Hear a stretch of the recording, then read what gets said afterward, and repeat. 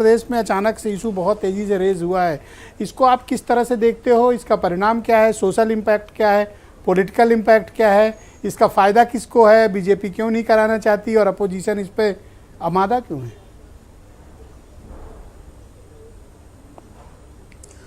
जी ब्रजेश जी, इस पूरी चर्चा में भी आपके सवालों के उत्तर मिलते दिख रहे हैं कि जातिगत जनगणना के खिलाफ में कोई राजनीतिक पार्टी नहीं है, ये उभर कर सामने आ रहा है। कम से कम खिलाफ में दिखना नहीं चाहती है राजनीतिक पार्टी, ये स्पष्ट हो रहा है। लेकिन इस बात को देखा जाए कि जातिगत जनगणना का औचित्य कब पैदा हुआ, तो जब से अदालत ने उस बाधा को तोड़ दिया कि 50% से ज्यादा आरक्षण हो सकता है, तब से वो बात फिर से दिमाग में आई कि मंडल कमीशन की सिफारिशें जब लागू हो रही थी तब पिछड़ा वर्ग के लिए 27% की सीमा इसलिए बंधी थी क्योंकि ये लिमिट था संवैधानिक तौर पर। अब जब लिमिट टूट गया है तो मंडल कमीशन ने जिस वजह से संकोच किया था, क्या उस वजह को खोलने का समय आ गया है? यही वो औचित्य है जिसके कारण जातीय जनगणना की आवश्यकता सबको महसूस हो रही है। लेकिन फिर भी जातीय जनगणना राष्ट्रीय स्तर पर मुद्दा नहीं बन पा रही है, यह सबसे बड़ा सवाल है। क्षेत्रीय स्तर पर बिहार में यह मुद्दा बन रही है, बीजेपी भी इस मुद्दे के साथ है, उत्तर प्रदेश भ्रम में है, हम देख रहे हैं सबकी अलग अलग पार्टियां हैं, और राष्ट्रीय स्तर पर कोई कंसेंसस बनने की सुगबुगाहट तक नहीं है।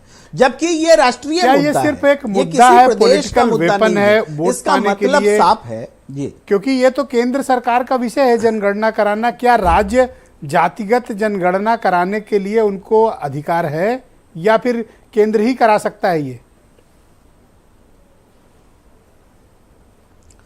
बिल्कुल आप सही बात कर रहे हैं कि जातिगत आधार पर अगर जनगणना राज्य करा भी लेता है तो उसका इम्प्लीमेंटेशन लेवल पर कोई महत्व नहीं है। जब राष्ट्रीय स्तर पर जनगणना होती है, जो हमारी जनगणना नीति है उसके हिसाब से, तभी वो ऑथेंटिकेट होता है, तभी वो नीतिगत रूप में आता है, तभी उसके हिसाब से योजनाएं बनेंगी और उसके हिसाब से कारगर होगा। ये महत्व है। तो यही चीज अभी तक कि आपने सही कहा कि ये वीपन बन गया है पॉलिटिकल, और इसी रूप में इस्तेमाल हो रहा है। और ये जो मुद्दा है बिहार में क्यों पॉपुलर हो गया, हो चुके वहां ओबीसी की पॉलिटिक्स ज्यादा स्ट्रांग है।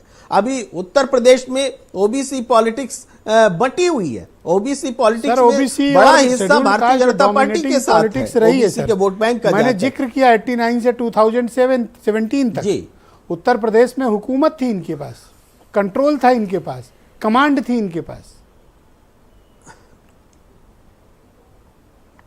लेकिन तब वो जो संवैधानिक जो लिमिट था आरक्षण को लेकर के वो बरकरार था, तो ये मुद्दा पॉलिटिकली वॉलेटाइल नहीं हो पाया। लेकिन आज ये हो सकता है, जिन पार्टियों का जनाधार खिसका हुआ है, जो पार्टी जन आधार खोजने के मुद्दे तलाश रही है, जैसे भारतीय जनता पार्टी की सियासत अगर हिंदुत्व के बरक्स है इस मुद्दे में,